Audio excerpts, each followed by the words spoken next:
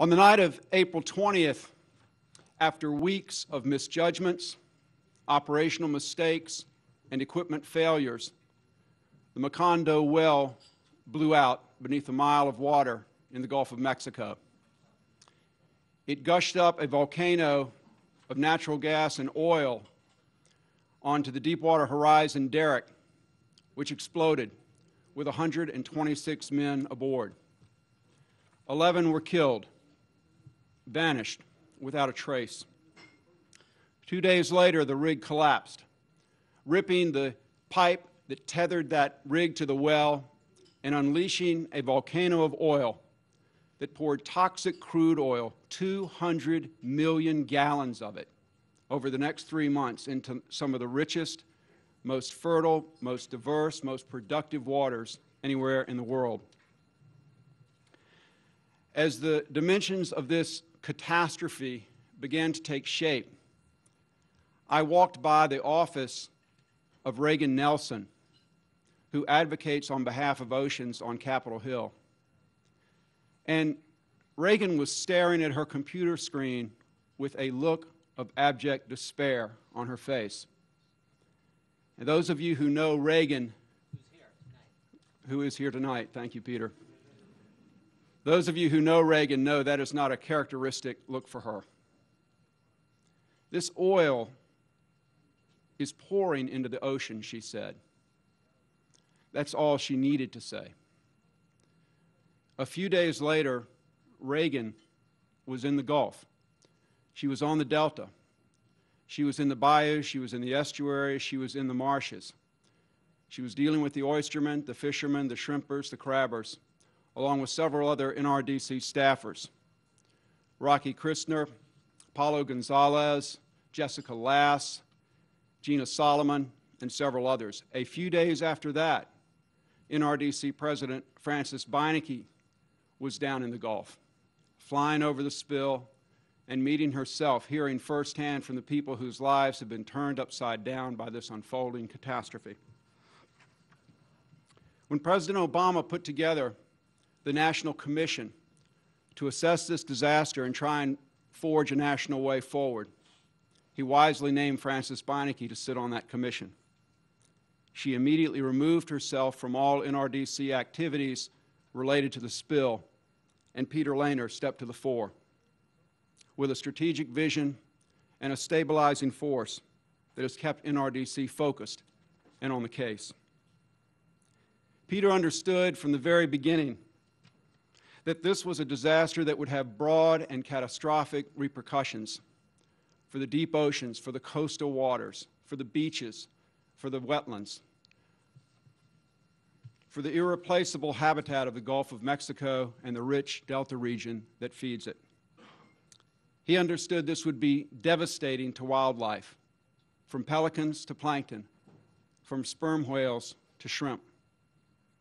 He understood that this was going to cause immediate hardship and enduring uncertainty for the 14 million Americans who live along the Gulf Coast, make it their home, and make their livelihoods from its waters. And he made it his mission to see to it that the NRDC would do everything we possibly could to make sure that the country takes the right lessons from this disaster, understands the story as it unfolds. He wanted to make sure that we would do everything we could as a nation to restore this Gulf to health, make its people whole, and try to prevent anything like this from ever happening again. This book, In Deep Water, embodies that strategic vision. It puts that broad mission into words. And it tells the story, as we know it so far, of the greatest environmental disaster of our time. Peter has spent his career fighting polluters in court. He is a master litigator who literally formed New York City's Environmental Prosecution Unit and later led New York State's Environmental Prosecution Unit. But long before he became one of the nation's top environmental litigators, Peter was inspired by his own early work striking out against imprudent development in the Gulf of Mexico, in barrier islands off the coast of Alabama. Fresh out of college, Peter challenged this imprudent development, and it was that experience that led him back to law school and eventually where he stands today as executive director of the most effective environmental advocacy organization anywhere in the country, the Natural Resources Defense Council. And yet, for all his courtroom experience, his legal acumen, his prosecutorial zeal, Peter never forgot that protecting our environment is ultimately about protecting our home. It is ultimately about protecting our future. It is ultimately about protecting our people. And so in his book, Peter wanted to be sure that we connected the dots between the problems in the Gulf, the people who are being affected by those problems, and the policies we need to find a better way forward. When you read Peter's book, you will understand why the Gulf of Mexico is a natural wonder and a national treasure, because he takes you there. When you read Peter's book, you will understand why the Mississippi Delta is the cradle of the Gulf, the foundation of life, and the great nursery of the sea, because Peter guides you through it. Most of all, though, when you read Peter's book, you will hear the voices of the Gulf through the people who live there, the people who make their living in its waters, the people who call this special region their home. Because Peter will introduce them to you and then let them tell you why they and we and all of us together have come to find ourselves in deep water. Ladies and gentlemen, Peter Lehner.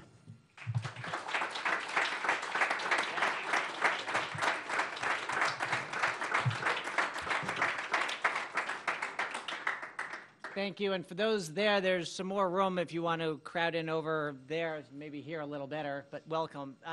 And thank you, Bob, for that great introduction. The really great news for all of you who read the book is that you will also hear the voice of Bob Deans, without whom this book would not have happened, and who, as you see, is an extraordinary person and writer.